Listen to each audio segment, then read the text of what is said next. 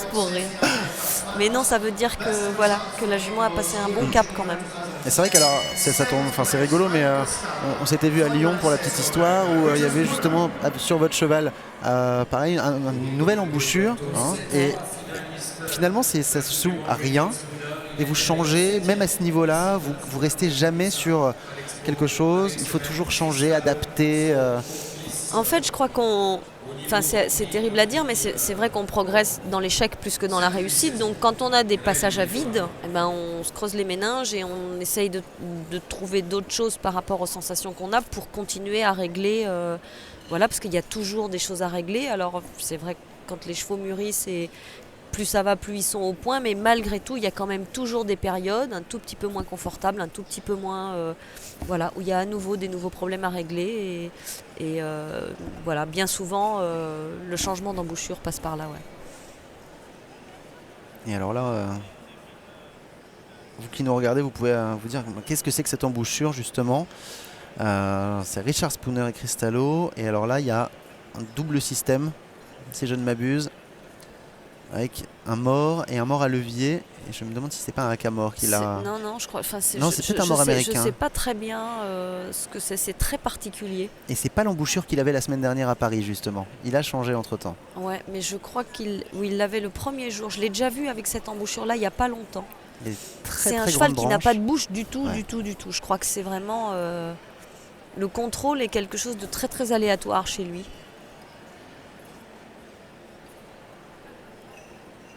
Et alors, ils avaient connu une petite période, un petit passage à vide tous les deux. Ça a l'air d'aller mieux. Ouais, il fait un très bon parcours. Allez, encore un sans faute et on arrive à 13 barragistes. Et il rejoint justement lui, sa compatriote Reed Kessler, qui a 18 ans, continue de nous étonner, cette jeune Cristallo. Ils ont déjà remporté plusieurs épreuves de vitesse et plusieurs grands prix.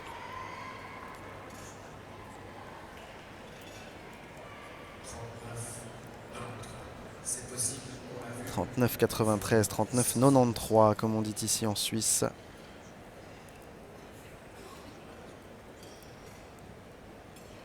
C'est le temps que va devoir battre Richard Spooner à la fin de son parcours.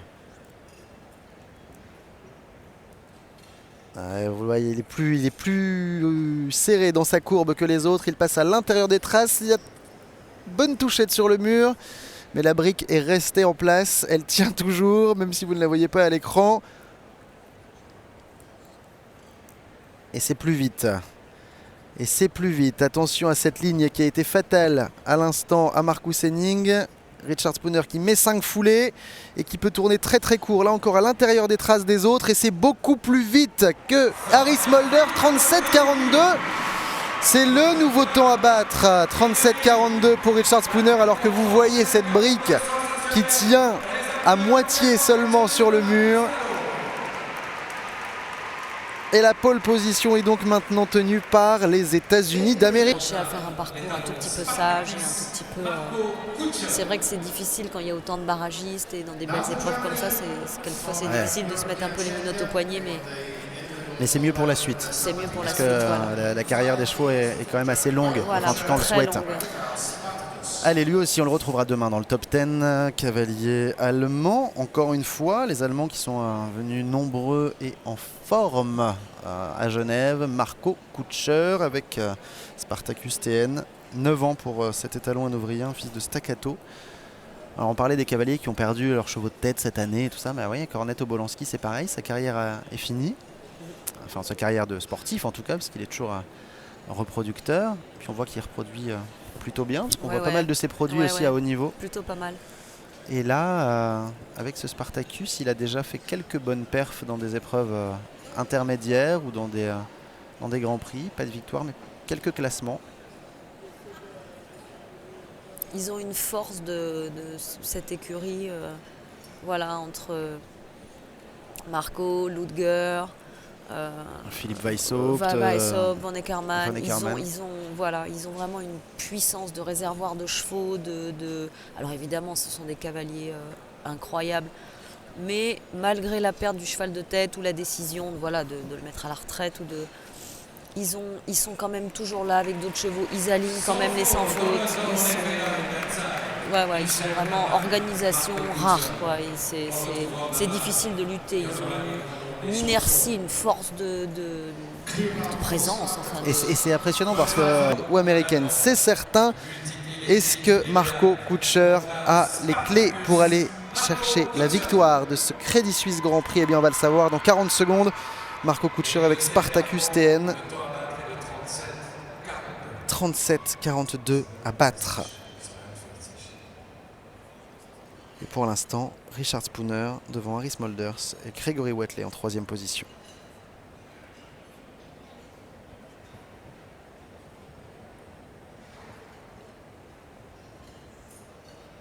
Là aussi un cheval qui a une très grande action, il tourne à l'intérieur des traces. Attention à cet Auxerre, 4 foulées ici, lui en retire une avec ce cheval qui a une très grande action. Et c'était peut-être la bonne solution. Attention ici, il faut bien recomposer les 2 foulées, aucun problème. Il est plutôt parti pour faire 4 foulées entre l'Auxerre et le vertical, voyons voir exactement. Et pour lui ça passe, pas comme pour son compatriote Marcus Henning. Il peut être devant.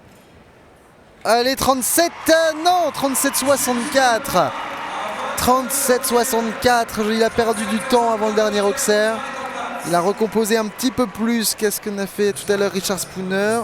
22 centièmes d'écart le sépare de l'Américain, mais c'est sûr, il terminera sur le podium. 13 ans pour ce Hongre. Fils de Nabab de Rêve, petit-fils de Chin Chin. 3e de la finale du Global, ouais. Harry Smulders. Qu'il a décidé de monter ce soir en Hackamore. Sa jument, son cheval de tête. J'ai toujours l'impression que c'est une jument, moi je sais pas pourquoi. Je sais pas. Mais non, c'est un Hongre. Vous voulez qu'on en parle? Non. Ah bon. Alors on arrête là.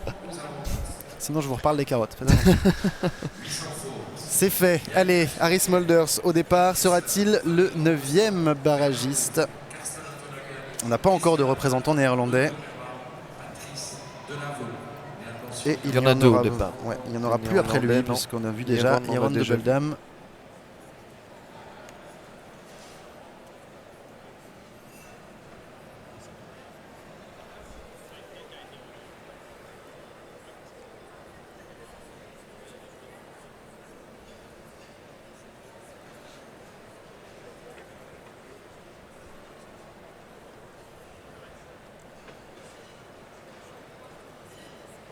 Il a réussi à faire 4 foulées en arrivant sur ce mur, tout en ayant une foulée beaucoup plus petite à la bord du mur, ce qui lui a permis de pouvoir reprendre beaucoup plus facilement derrière. Là aussi un coup très qui bien se fait connaît par là, cœur. Ouais. Très très bien fait.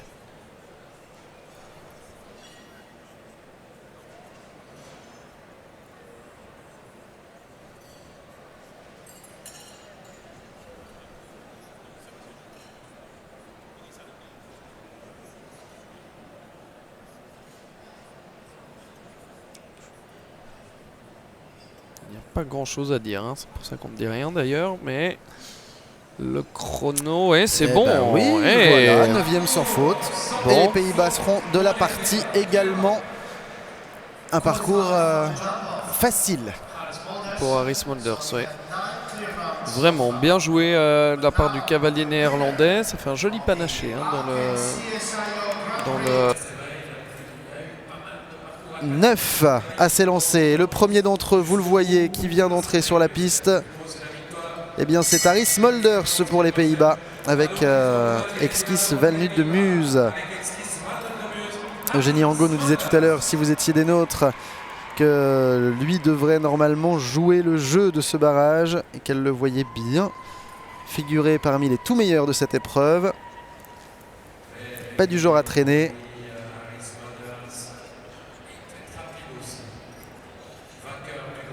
Un cavalier qui a déjà participé au top 10. Il ne sera pas de l'épreuve demain, mais qui fait toujours partie des tout meilleurs mondiaux. Et c'est parti pour le néerlandais Valnutt de Muse. 6 foulées ici entre les deux premiers obstacles. Courbe à droite un petit peu moins serré peut-être que les derniers concurrents que l'on vient de voir. Attention à cet Auxerre qui a fait plusieurs fautes successives, mais c'est bon pour lui. Est-ce qu'il va être le premier sans faute de ce barrage? Il y serre un petit peu sa courbe ici, il ne faut quand même pas trop perdre de temps, même s'il est sans faute. Voilà, s'il est le premier sans faute, il mettra forcément plus de pression sur les épaules de ses adversaires et ça passe. 39,93 sans faute pour Harry Smulders et Van Lutte-de-Mus qui prennent donc la tête de cette épreuve. Il faudra donc être sans faute et plus vite si on veut remporter ce Credit Suisse Grand Prix.